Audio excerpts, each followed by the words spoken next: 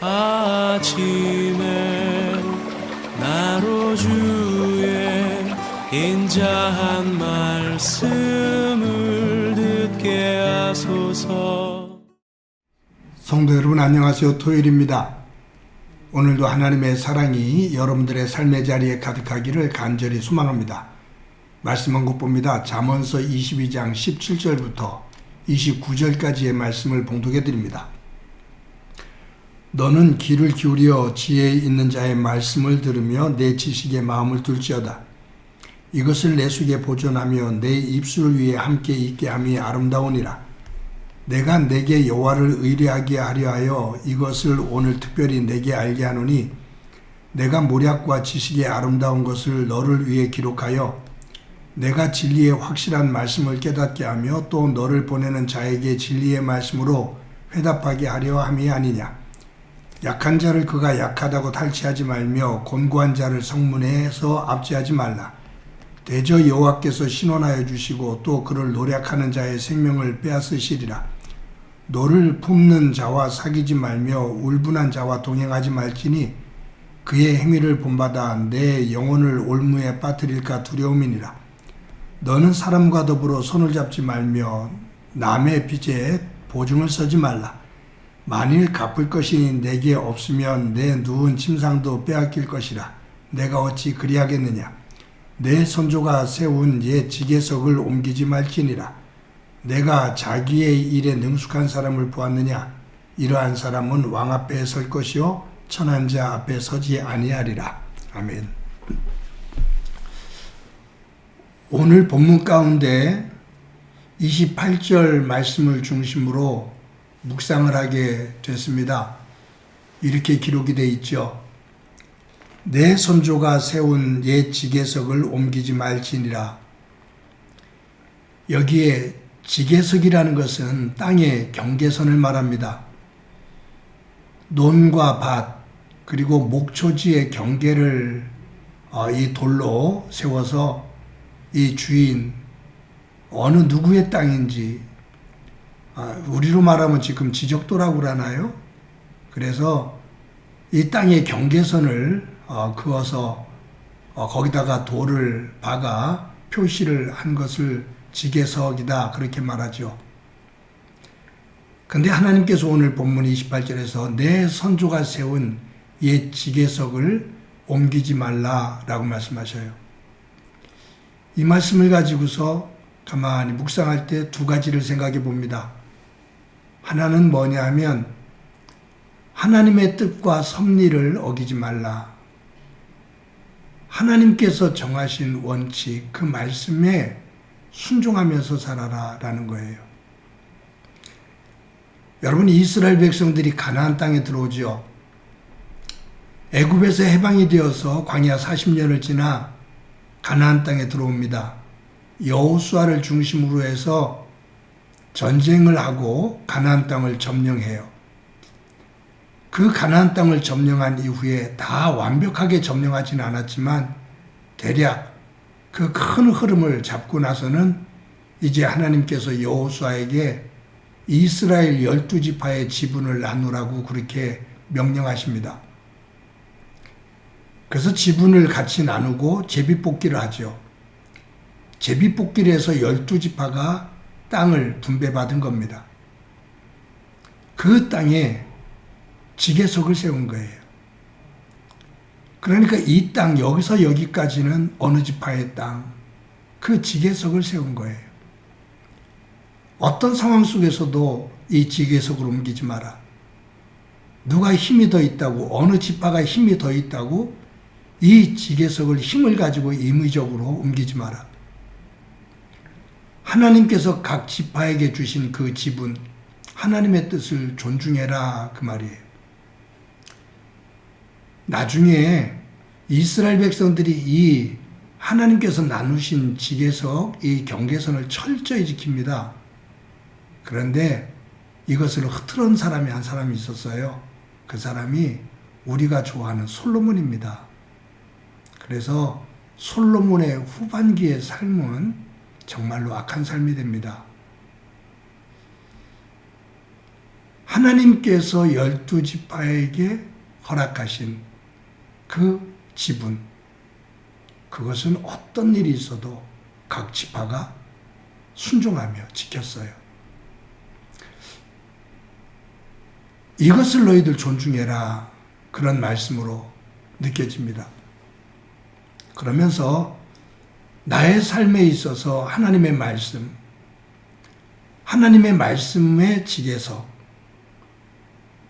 하나님의 경계선, 이것을 하나님께서 세워주셨는데 나는 그 하나님의 말씀의 경계선, 이 지계선을 잘 지키며 살고 있는가? 아니면 상황에 따라, 내 기분에 따라, 나의 이익과 불이익에 따라 이 지계석을 조금씩 내 임의로 옮기면서 살고 있지는 않은가 하고 점검해 봅니다. 지계석을 옮기면, 영적인 지계석을 쉽게 옮기면 그 신앙의 중심은 하나님이 아니고 나지요. 내가 하나님의 말씀을 순종할 때 그 지계석을 세워주신 하나님을 존중하는 거죠. 그런데 상황에 따라, 내 유불리에 따라 그 지계석의 말뚝을 쑥 뽑아서 내 임의로 옮겨 다닌다면 그 주인은 바로 내가 되는 거죠. 사랑하는 성도 여러분, 내 선조가 세운 옛 지계석을 옮기지 마라. 하나님을 통해서 너의 조상들이 세운 그 지계석으로 옮기지 마라. 오늘도 저와 여러분의 믿음의 지계석이 하나님 중심으로 제대로 서 있는지 점검하고 그 지계선의 그 석의 그 경계선 안에 하나님 안에서 온전히 머무는 은혜가 있기를 간절히 소망합니다. 이 말씀을 가지고 또 한 가지 묵상하게 되는 것이 있어요. 뭐냐면 내 선조가 세운 이란 말이에요. 너의 조상이 세운, 너의 부모가 세운 지계석으로 옮기지 마라. 이 말은 선조들, 조상들, 그 부모님의 믿음에 대한 존중이에요.